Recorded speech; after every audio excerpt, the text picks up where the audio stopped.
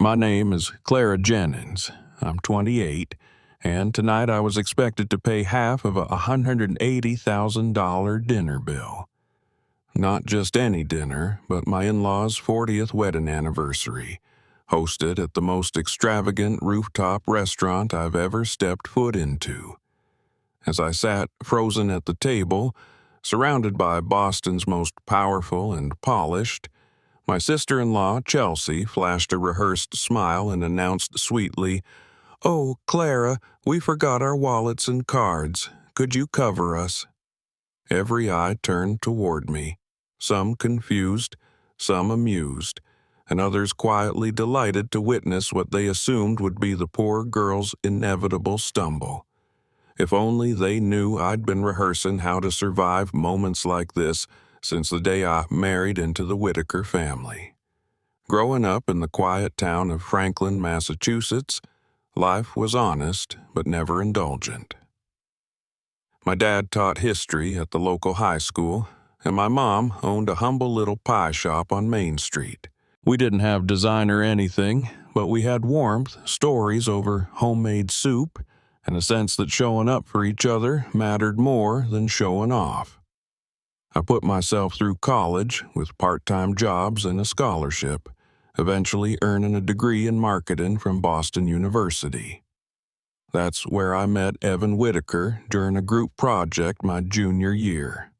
He was sharp-witted, thoughtful, and strangely uninterested in the elitist conversations that buzzed around campus. While other business majors bragged about their family foundations and legacy internships, Evan quietly drove a beat-up Honda and seemed more interested in people than profiles. It wasn't until 3 months into dating that I learned who he really was. The Whitakers didn't just own restaurants, as he casually put it. They owned Seabourn Hospitality, a luxury dining empire with 38 establishments across the Northeast, a private jet named after their matriarch, and a penthouse view of every city they touched. When I first met his father, Charles Whitaker, he wore a simple navy suit and spoke like a man who'd built his fortune one dish at a time. But the moment he ordered a $6,000 bottle of wine without blinking, I understood I was in a different orbit. His wife, Veronica, came from generational wealth, old Boston money that valued silver flatware and names on marble plaques. She was gracious in the way women raised among debutante balls were always charming, but with a steel core you could feel beneath the silk. They welcomed me warmly at first, especially Veronica, who took a real interest in my background, asking about my mother's pies and my work ethic. But Chelsea, Evan's younger sister, made no such effort. She assessed me instantly with a stare that stripped me down to my discount shoes and modest upbringing. Chelsea had the icy elegance of her mother, but none of her empathy. She worked in brand partnerships for the family company, which in reality meant she hosted influencer dinners and curated her perfect life for her 800,000 Instagram followers. Her husband, Grant Holloway, was a venture capitalist from a family even wealthier than the Whitakers. Together, they were Boston royalty, and they knew it. The first Christmas I spent with them, I brought handmade candles and a photo album of memories. Chelsea opened my gift and said, "How adorable," then set it aside without a second glance, while gushing over the diamond-studded earrings Grant had surprised her with. Evan, to his credit, was always on my side. He proposed after 2 years, with his grandmother's vintage ring. I loved it instantly, though Chelsea had sniffed, "You didn't even get it reset in platinum?" Our wedding was a middle ground fancier than I'd imagined, simpler than Chelsea's, which had been covered in Boston Bride magazine. We bought a charming brownstone in South End instead of the penthouse his parents offered. I chose to build my own marketing career outside the family empire, and Evan supported that, even when it meant late nights and slow career climbs. Chelsea, however, never missed a chance to remind me that I wasn't of the world I had married into. She'd pat my shoulder at family brunches and say things like, "You're doing great for someone without a trust fund." Her version of support was indistinguishable from sabotage. So when Charles and Veronica announced their anniversary celebration, I braced for what it would mean. At dinner, in their Beacon Hill townhouse, where the walls were adorned with oil portraits and the napkins monogrammed, Charles raised a glass and said, 40 years deserves a special toast. He proposed dinner at Aurelia, a Michelin-starred restaurant that overlooked the harbor and served caviar on spoons carved from mother of pearl. Chelsea lit up.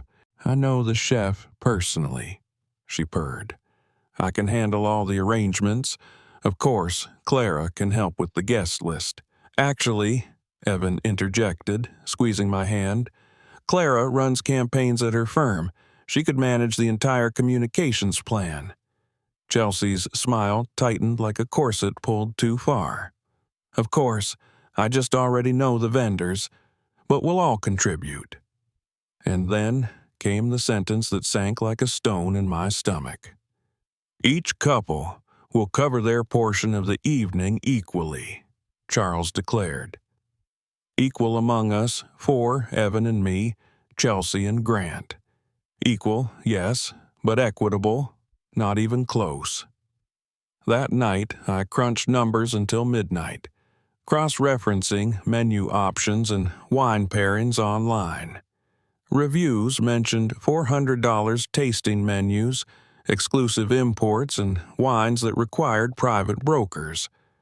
For 40 guests, the night could easily hit 6 figures. Our share would be tens of thousands, a figure we didn't have in our account and couldn't put on a card without consequences. I brought it up to Evan. "Maybe we could talk to your dad about making contributions proportional," I offered gently. "They might understand." But Evan was hesitant. "Let's not rock the boat. We'll figure it out." I picked up freelance work, canceled my gym membership. Evan skipped his golf league and took lunch from home. Meanwhile, Chelsea hosted planning brunches, spa days, and boutique outings for the women in the family. Each time, she'd include me like an afterthought, an obligation, not a sister. One day, she called me during her bar class break. "I need your RSVP for the salon day. It's essential we all look coordinated for the big night." I told her I might not make it, and she immediately replied, "Oh, but you simply must. Mom's expecting it." The salon was luxury incarnate. Marble floors, lavender towels, staff with accents you couldn't place but wanted to imitate. I arrived early to talk to Veronica, but she and Chelsea were fashionably late. When they did arrive, Chelsea air-kissed me and said, "You look tired, Clara. Let's get you some color." She offered to cover the full treatment hair, nails, facial, which seemed generous until I realized it was her way of ensuring control over our appearances. Afterward, she led us to a bistro where the menus didn't list prices and the waiters wore cufflinks. Lunch ended with her rummaging dramatically through her purse and saying, "Oh no, my wallet, Clara, would you mind?" The bill was over $400. I swiped my card with a tight smile, already calculating what groceries I'd cancel that week. Chelsea leaned in and whispered, "You're a lifesaver. I booked dinner too for tonight." Veronica stepped in then, claiming she was tired. "Let's save our energy for tomorrow," she said, cutting Chelsea off with surprising firmness. At the boutique, Chelsea dismissed every dress I liked. Too busy, too plain, too last season. She held up a sleek black gown priced just under $1,000. "This is perfect." I balked. "It's a bit steep." She replied, "It's an investment in not standing out for the wrong reasons." Veronica, watching from a chaise lounge, said gently, "Maybe Clara already has something she feels good in." Chelsea ignored her. I left with a sale rack dress that cost more than my car's monthly insurance. That night, I overheard Chelsea whispering to her mother outside the dressing room. "Ryan doesn't even help her financially. It's embarrassing watching her count pennies." Veronica's reply was quiet. Not everyone measures success by bank accounts, but she didn't correct Chelsea directly. The next evening at Aurelia was something out of a movie. The chandeliers, the flower walls, the view that seemed too perfect to be real. Chelsea entered like a queen. I entered like someone who'd rehearsed how to stand tall even when your shoes pinch. We were seated across from each other, of course. Wine flowed, 7 courses came and went, and every moment felt like a test. I tried to be gracious. I failed at pretending not to care. Then Chelsea disappeared for a moment and returned with a smile that could slice marble. "We've decided," she announced, "that us children will pay for the entire evening as a gift." Applause. Charles looked pleased. Veronica's eyes flicked to me briefly, and then came the moment that would change everything. Chelsea opened the leather folder, peeked at the total, passed it to Grant. He smiled. Evan's face blanched when the folder reached him. He showed it to me under the table. $180,000. Chelsea leaned in, loudly enough for nearby guests to hear. "Clara, we forgot our wallets. Can you cover us tonight?" That was the moment my voice found itself. I stood, my legs trembling, but my voice calm. "Actually, no, we can't. You arranged this without consulting us. You knew we couldn't afford it." The room went silent. Charles set down his glass. Veronica looked directly at Chelsea. And then Charles laughed, loudly, freely. Everyone turned toward him in surprise. "My dear children," he said, rising, "I paid for this night weeks ago. This was never your bill to cover." The relief hit me so hard I nearly sat down on the floor. Veronica rose beside him. "But what is disappointing," she added, "is that you tried to humiliate your brother and sister-in-law for the sake of a performance." Chelsea's face paled.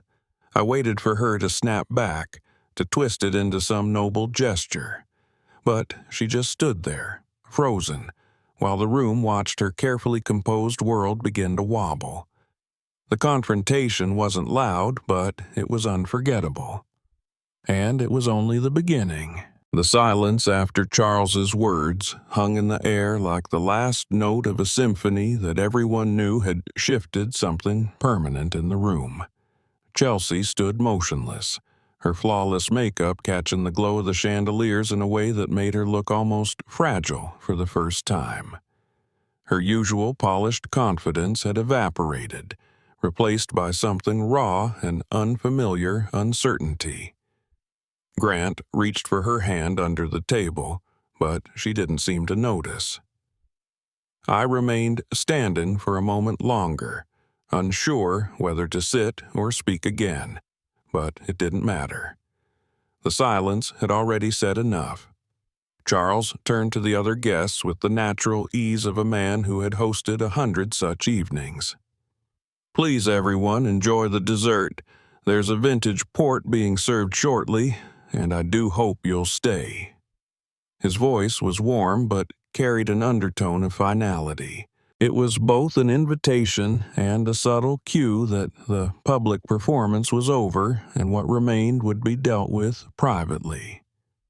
Slowly, conversation returned to the room, though quieter than before. I sat down, my legs barely supporting me, and Evan placed his hand gently on mine under the table, not squeezing, just resting there, a steadying presence that said without words, "You were right to speak." Across the table, Veronica's eyes met mine and held there for a moment, not pitying, not performative, just quietly affirming. I thought she might look away quickly, but she didn't. She kept looking at me like she finally saw all of me. I felt the burn of tears rise and force them down.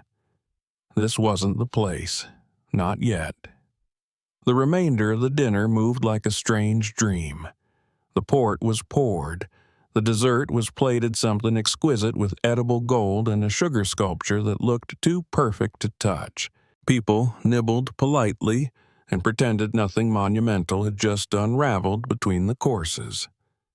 Chelsea stayed quiet, answering questions only when directly asked, her voice subdued.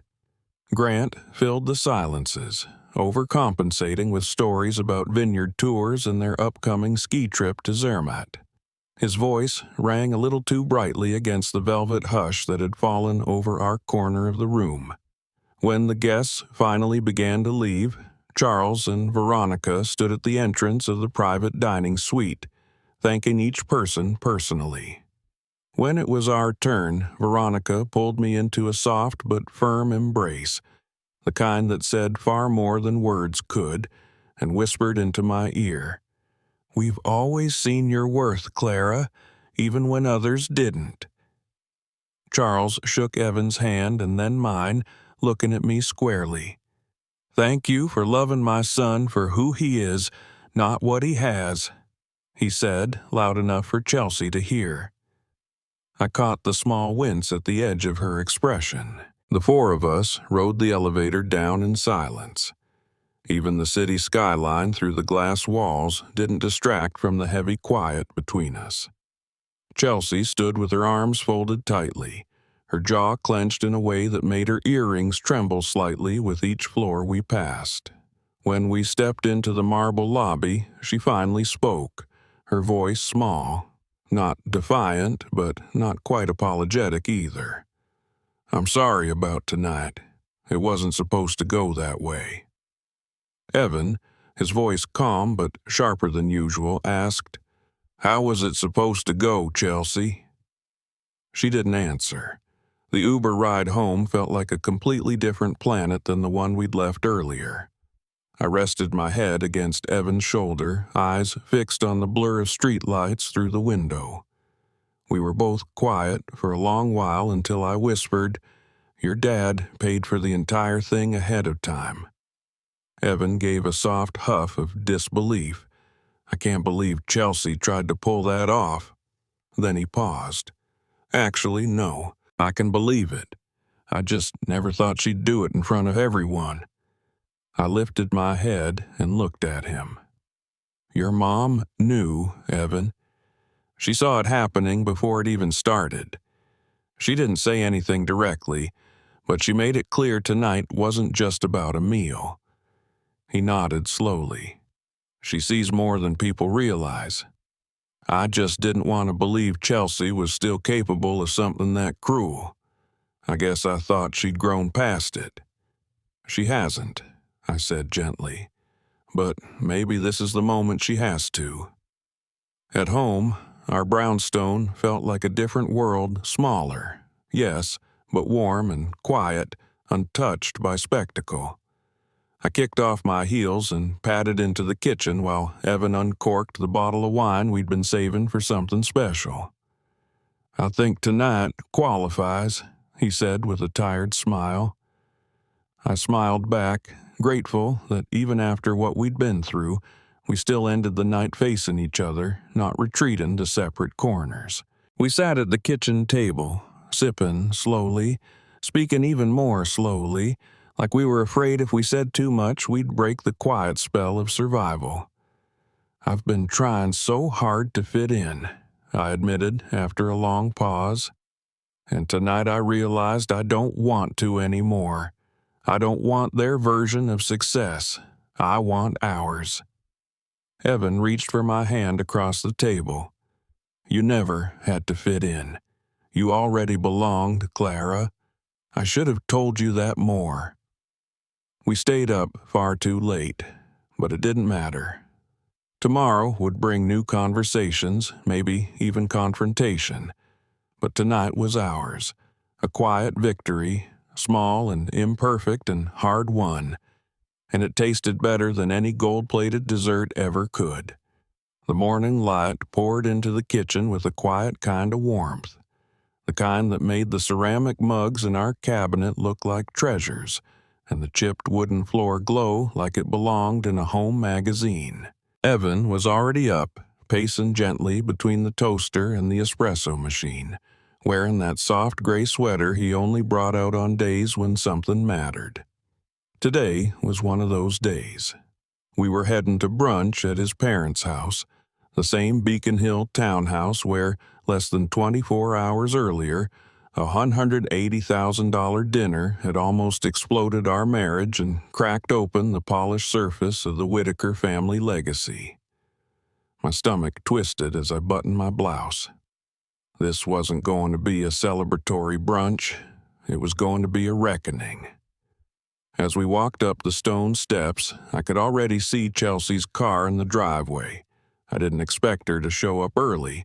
That meant one of two things: either she had come to plead her case before we arrived, or Charles and Veronica had summoned her first. Evan reached for the doorknob like he always did, but this time he paused. "You ready?" I nodded, even though I wasn't. Maria, the housekeeper who'd worked for the family since Evan was a teenager, greeted us with a soft smile and the smell of cinnamon rolls fresh out of the oven. "Mrs. Whitaker said you should go straight to the dining room," she said gently, her eyes flicking to me with an unreadable kindness.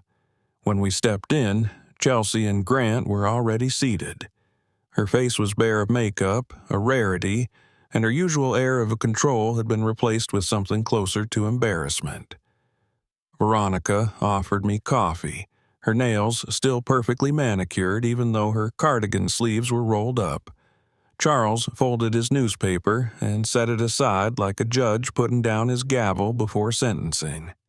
"Clara, Evan, good morning. Grab a plate. Maria made her famous hash. And then we're going to talk." Evan tried to smile, but it was more of a grimace. We filled our plates in silence, the room echoing with the clinks of silverware against porcelain. The awkwardness didn't fully bloom until we were all seated, and no one knew who would speak first. Charles cleared his throat. "So, about last night." Chelsea stiffened. Veronica leaned forward slightly, not to interrupt but to anchor the moment. "We've been talking," Charles continued, "and we've come to the conclusion that some patterns in this family need to change. Starting now." Chelsea straightened her spine. "I've already apologized," she said, too quickly. "To whom?" Veronica asked, her voice calm but sharp as a pin. "Because I don't remember hearing it directed at Clara or Evan." Chelsea glanced at me briefly, then looked down.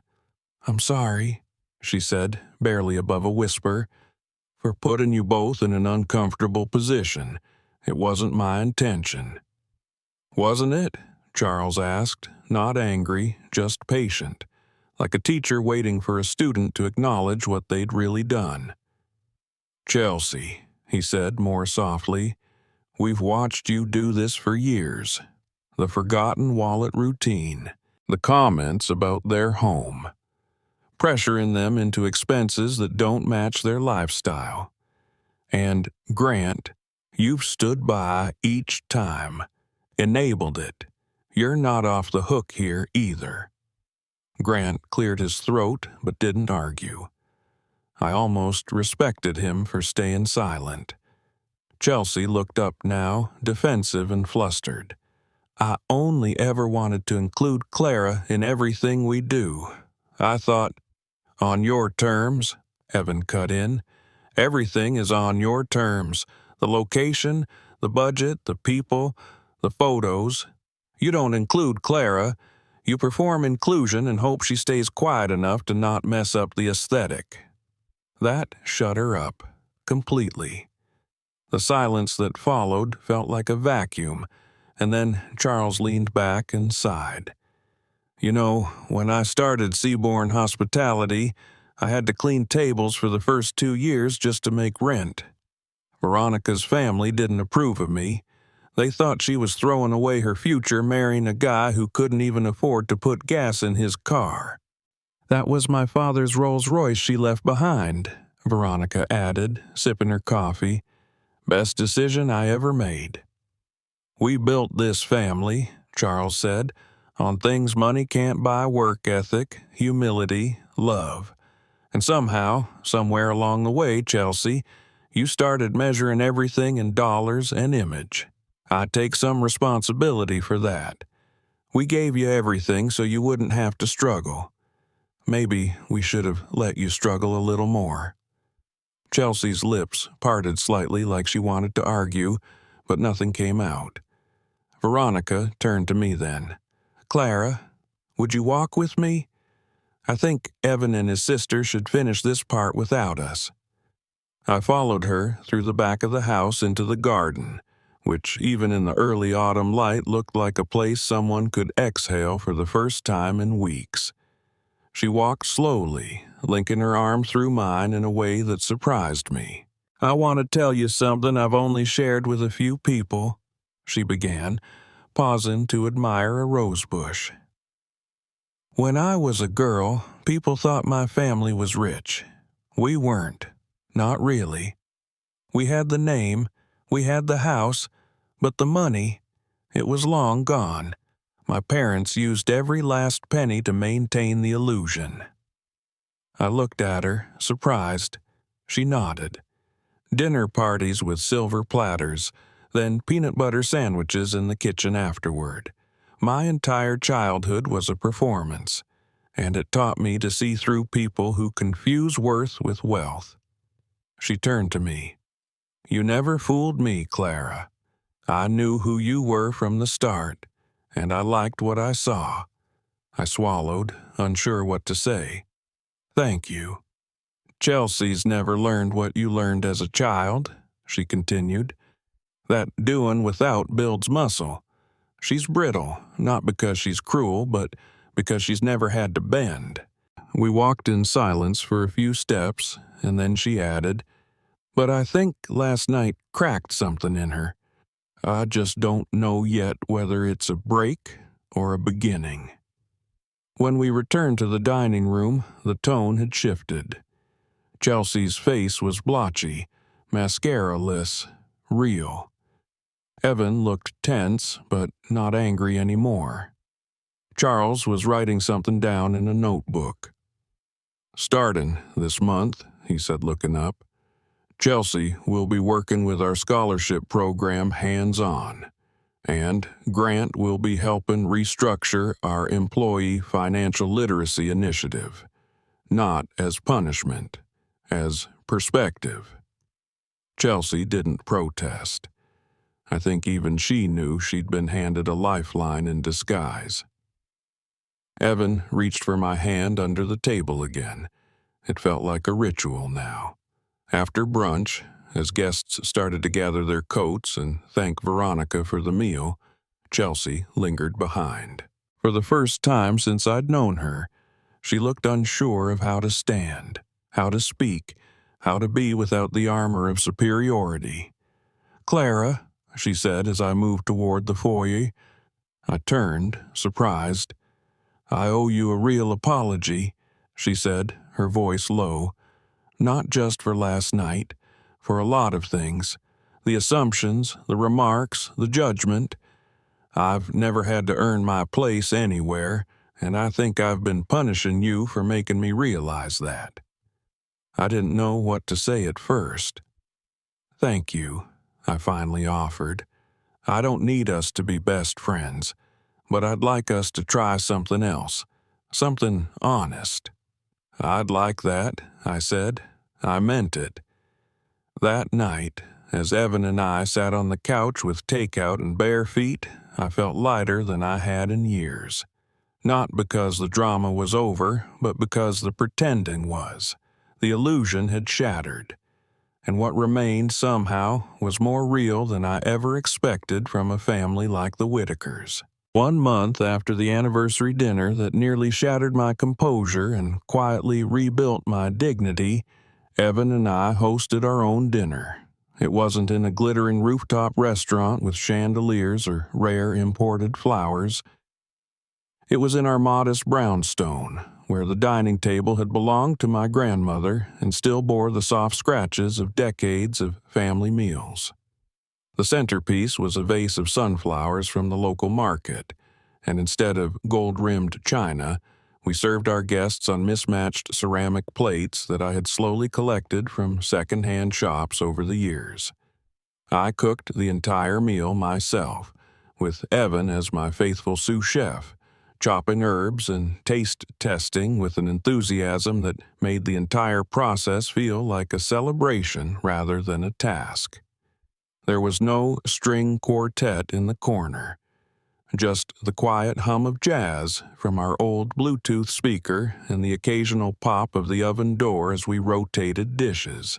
When the Whitakers arrived, Charles, Veronica, Chelsea, and even Grant, they brought no heirs with them. Chelsea held a bottle of wine, a modest vintage, and offered it to me without commentary. I wasn't sure what would pair well, she said, her voice genuinely uncertain, but I thought something from a small vineyard might feel right. It's perfect, I said, and I meant it. There was a tremble of sincerity in her voice that hadn't been there before. As everyone settled around our table, I saw the moment Evan realized what I had understood days earlier. We were no longer hosting to prove anything. We were simply inviting people into our real life. And that was enough. Over roasted chicken with lemon thyme, garlic, mashed potatoes, and fresh garden salad, laughter started to return. Not the tight, curated laughter of dinner parties at Lucille, but the kind that came in bursts from shared stories and real connection. Charles told an old tale about the time Evan burned an entire batch of bacon trying to impress a girl in high school. Chelsea laughed so hard she had to put down her fork. "It's nice," she said at one point, looking around the table with a strangely wistful smile, "to just eat." After dessert, peach cobbler, my mom's recipe passed down with butter-stained index cards, Veronica raised her glass, filled with a cheap red wine that nobody cared to analyze. "To homes filled with love rather than possessions," she said, "and to the strength that grows not from comfort, but from character." Her words hung in the air, warm and steady. Even Charles, not usually one for sentimentality, looked at her with the kind of admiration that didn't need to be spoken aloud. Chelsea sat quietly for a moment, then looked across the table at me. "Clara, I meant what I said at brunch. I know I have a long way to go, but I've started showing up at the scholarship office. The first meeting was awkward, but there was this one girl, Janelle. She reminded me a lot of you, actually. Smart, unapologetically herself." I nodded, unsure how to reply. "She told me I seemed nervous rich," Chelsea added, grinning. "I didn't know that was a thing, but apparently it is." "It's definitely a thing," Evan laughed. "You used to be fluent in it." "Used to be?" Chelsea raised a brow. "I'm a work in progress." That night, after everyone left and the dishes were drying in the rack, Evan and I stood in our little kitchen, hands still sticky with soap, and he pulled me into a slow dance between the counter and the fridge. No music. No lights dimmed for ambiance, just us. "You know what I realized tonight?" he asked, forehead resting against mine. "Hmm?" I mumbled. "We're the richest people I know." I smiled, and this time it wasn't because I needed to hide anything behind it. He was right. Not because of our bank account, which was still recovering from the stress of the last month. Not because of any title or asset. But because in a family once ruled by image and illusion, we had learned to show up as ourselves and be seen. Days turned into weeks, and small changes began to ripple through the Whitaker dynamic. Chelsea started forwarding me marketing materials from the outreach team, not with passive-aggressive edits, but genuine curiosity. She even asked if I'd be open to co-hosting a community event for Seaborn's local mentorship program. Grant attended the first financial literacy workshop with a notebook and no Rolex. Charles and Veronica came by for coffee one Saturday morning, without Maria, without an agenda, and sat with us in the backyard while our neighbor's dog barked next door. It was almost absurd how normal it felt. We didn't talk about money. We talked about garden pests and Boston traffic. Somewhere along the way, they stopped trying to turn us into miniature versions of themselves and started simply listening. One evening, as I packed up old boxes in our closet, I found the thank you card I had never sent after our wedding. It was addressed to Veronica, written during a time when I wasn't sure if she had truly accepted me or simply tolerated my presence.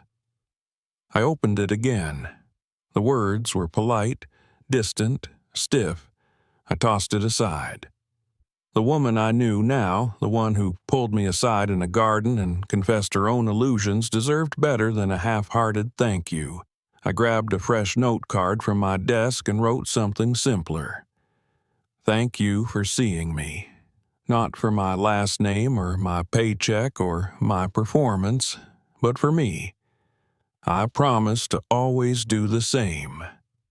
When I placed it in her mailbox later that week, I didn't expect a response. But a few days later, I received a package wrapped in navy blue paper. Inside was a small velvet box, not jewelry, but something better. A silver pie server engraved with the words, "For the hands that feed with love." It was her way of saying, "Welcome, you're part of this now." And for the first time since I married into the Whitakers, I believed it.